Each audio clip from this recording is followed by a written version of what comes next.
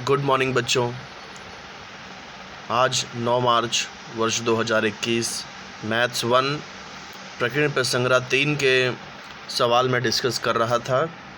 किसी बच्चे ने इसका डाउट पूछा हुआ है, तो शुरू करते हैं प्रकीर्ण प्रसंग्रह 3 का छठा सवाल।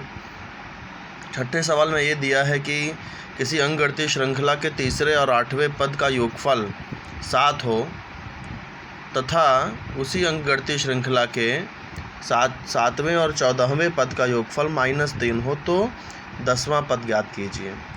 सब जगह देखिए यहाँ पर टी की ही बात हो रही है। T3, T8, T7, T14, T10, इसलिए Tn का ही सूत्र लगेगा। Tn बराबर a + n-1 इंटू डी। हमें T10 ज्ञात करना है, इसलिए मैं n की जगह पर 10 लिख रहा हूँ। n की जगह पर 10, तो यहाँ n की जगह पे 10 मैंने रखा, तो T10 क्या आ गया, a + 9d आ गया। इसको मैंने नंबर 1 डाल दिया। तो जैसे T10 a + 9d आ रहा है, देखिए यहाँ 10 है तो यहाँ एक कम आएगा, 9 आएगा। ऐसे T3 के लिए ये 2d हो जाएगा, a + 2d। 3 है तो ये 2 हो जाएगा, 10 था तो 9 आया, 3 है तो 2 हो जाएगा। ऐसे ही T8 के लिए ये a + 7d हो जाएगा। अब यहाँ पर T3 + T8 का मान पता है, तो T3 + T8 करने के लिए 2 और 3 को जोड़ देंगे, तो T3 + T8 आ जाएगा और ये 2a + 9d आ जाएगा। T3 + T8 का मान 7 डाल दिया, तो ये एक समीकरण मिल गया नंबर 4। तो जैसे T3 + T8 से हमें एक समीकरण मिला, वैसे ही T7 और T14 से भी एक समीकरण मिलेगा। तो देखिए T7 मैंने लिखा a + 6d, T14 मैंने लिखा a + 13d, दोनों को प्लस कर दिया, फिर T7 + T14 का मान डाल दिया, तो एक समीकरण मिला। अब ये 4 और 5 इन दोनों समीकरणों को हल करेंगे। 4 और 5 को हल करने पर d का मान मिल गया। इस d का मान किसी भी एक समीकरण में रखेंगे तो a का मान मिल जाएगा। फिर तो a और d दोनों मिल चुका है। अब हमें T10 ज्ञात करना है, तो ये a और d का मान यदि समीकरण 1 में रख दें तो हमें 10वां पद भी मिल जाएगा। तो a और d का मान 1 में रखने पर ये हमें T10 यानी 10वां पद प्राप्त होता है। छठवें के बाद 7वें सवाल पर आते हैं, जहाँ पर किसी अंकगणितीय श्रृंखला का पहला पद -5 है और उसका अंतिम पद 45 है और सभी पदों का योगफल 120 हो, तो n ज्ञात करिए। तो पहला पद यानी T1 -5 है, अंतिम पद यानी कि Tn 45 है, सभी पदों का योगफल यानी Sn 120 है। हमें n और d ज्ञात करना है।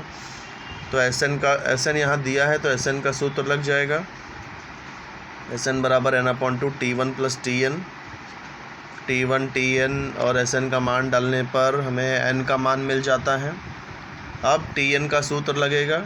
Tn के सूत्र में हमें Tn का मान पता है, a यानी पहला पद भी पता है। यहाँ पर n का मान हम निकाल चुके हैं, तो सारे मान डाल देंगे तो हमें d का मान भी मिल जाएगा। तो इस तरह से n और d का मान ज्ञात कर सकते हैं 7वें सवाल में।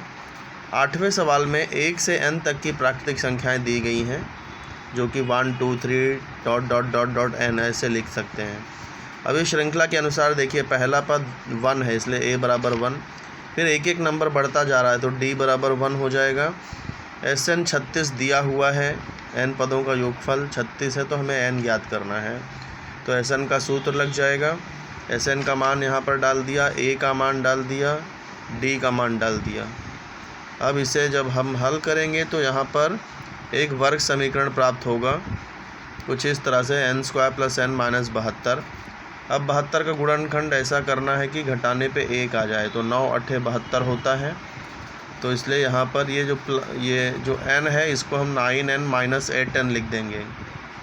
9 × 8 = 72 हमने जो लिया था, तो n को 9n - 8n लिख सकते हैं। तो और बाकी n² और -72 = 0 वैसे ही रहेगा। n कॉमन ले लेंगे, तो n + n 9 और यहाँ -8 कॉमन, n + 9 बराबर 0।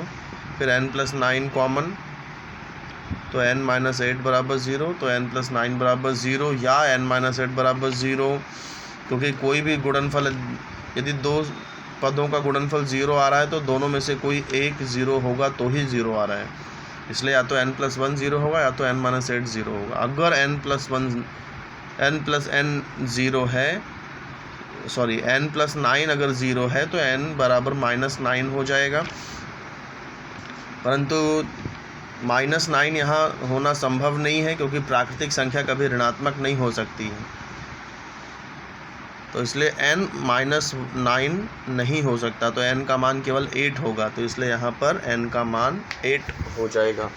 तो इस तरह से आज ये 3 सवाल बताया मैंने, 6, 7, 8। कल भी पिछले वीडियो में 3 सवाल बताए थे। इन सभी वीडियो को ध्यान से समझिए, अभ्यास करिए और अपने मन से बिना कॉपी किए हुए सॉल्व करके शेयर करिए। कोई डाउट हो तो पूछिए। धन्यवाद।